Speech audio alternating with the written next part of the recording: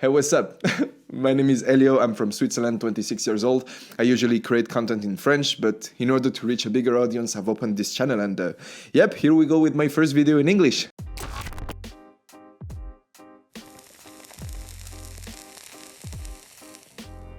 I started smoking when I was 14, and of course, without thinking, I would continue for the next 7 years. I finally stopped at the age of 21 when I was in the army. In my country, military service is mandatory for men. Since then, I have to admit that I smoked a few times, and alcohol was always involved. When I'm drunk, I tend not to care about the consequences of my actions. So the only solution I found for the moment was simply not to drink. Okay, listen, I'm telling you this because I don't want you to think that I'm this guy that has everything figured out. I've been actually struggling with this addiction for a substantial part of my life. 7 years is quite a lot. I simply want to share a couple ideas I came to understand along the way.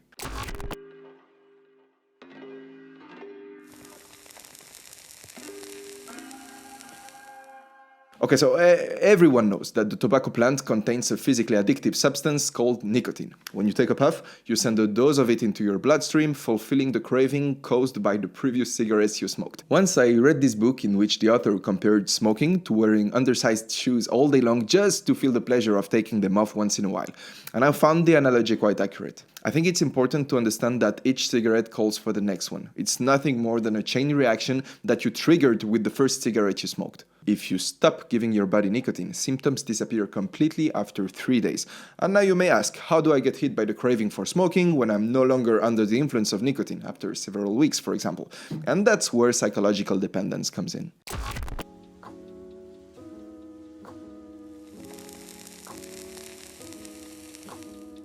Every time you buy a pack, a great amount of the benefit made by the tobacco company is reinvested back to the business to flow new consumers. Marketing tends to matter quite a lot when you sell a product that kills your customers. So they'll sponsor sport events, concerts, series you watch. Every time you see a movie in which an actor, the badass, smokes a cigarette, your subconscious registers, oh, cigarette will make a badass out of me. Every time the character who's always one step ahead happens to be a chain smoker, your subconscious associates cigarettes with focus and intelligence. I mean, you get my point. On psychology lectures, I learned that every time you face a challenge, you engage in an internal dialogue with yourself and try to find a bunch of reasons why you shouldn't do that thing you know you have to do. Ça va comme ça? You do that thing you know you have. Yeah, it's good. But there is something you need to understand, is that every time you let something win the internal debate, every time you find an excuse to smoke a cigarette when you're trying to quit, you are reinforcing the corresponding neuronal circuit. And I want to make myself clear. I'm talking about a physical transformation. You're shaping your brain in a way that will enhance the probability that you'll smoke again. Yeah, this is why you can see that English is not my native language. Sorry about that. So there is a biological reason for you to avoid practicing what you don't want to develop and go do those things you know you should do. I personally always felt extremely incoherent as a smoker. I knew I was lying to myself when pretending to wait for the right moment to quit, but it never helped me when people directly pointed that out. According to Nietzsche, you can only help someone who wants to be helped. So if you know a smoker, I know it's tempting to make that person quit by reminding her she's making a mistake, but she already knows it. I think you should even avoid sharing this video with her. Chances are she will just feel moralized and close her mind. This will not improve your relationship even if you're well-intentioned. Just give me a thumbs up and let YouTube's algorithm do the dirty job. There is this guy who went to law school with me that plans getting a job at a tobacco company for one simple reason: make as much money as possible. I'll tell you a discussion I had with him to offer you another perspective on this smoking problem. Every time a pack is sold, money flows in hand of people who sell poison to humanity. Believe me, today they are doing their best to make the people you love to start smoking, and tomorrow they will do the exact same thing with your kids. I was so curious to understand how this guy could justify being prepared to become one of those persons and sell painful death to humanity. You'll tell me money, but yeah, okay, money's funny, but the way you make it can be even more so. His answer was straightforward. There is no problem offering a product, it's up to consumers to make their choice. Period.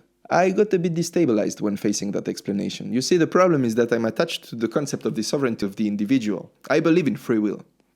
Well, I'm not sure I do, but I was not going to question that concept at that point of the discussion, you know? So I've tried to suggest that tobacco contains a drug, in which case one can hardly argue that the consumer is making a choice, but he answered me that people know that tobacco contains a drug. but they still decide to smoke their first cigarette. And I was forced to admit that he had a point. It's up to you to take care of yourself. You're not a kid anymore. No one's gonna do it for you.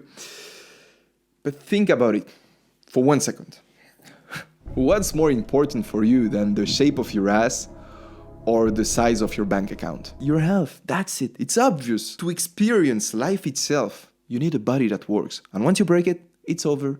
You can get a new one online. If you're looking for opportunities to invest in yourself, that's great. You and I are the same. Same vision, same mindset, same religion. But now please tell me, what's the point of trying to raise your level in the game if at the same time you're shooting down the tool that keeps you in that same game? You know, some people are struggling with their bodies at 50 while others travel, fuck, build meaningful projects, relationships until they're 100 years old. But at the end, it's all up to you. Just remember, your subconscious has been brainwashed. Cigarettes don't bring you anything. It's just a simple chain reaction, and you can break that chain. It's not difficult. Go for it. Everything's to be gained. Okay. Mesdames et messieurs, fin de la première vidéo. I'm kidding. I keep in English. So, yep, this was my first video in English. I hope you liked it. Just leave me a comment and tell me if you're actually an English speaker or someone who speaks French that comments in English. I would be interested in knowing, when is this English audience starting to come on this channel? Oh, I'm super excited about it. You can follow me on Instagram. Otherwise, just give me some feedback and wish you all the best. Goodbye. À bientôt tout le monde. Merci beaucoup de me soutenir si vous êtes francophone. See you.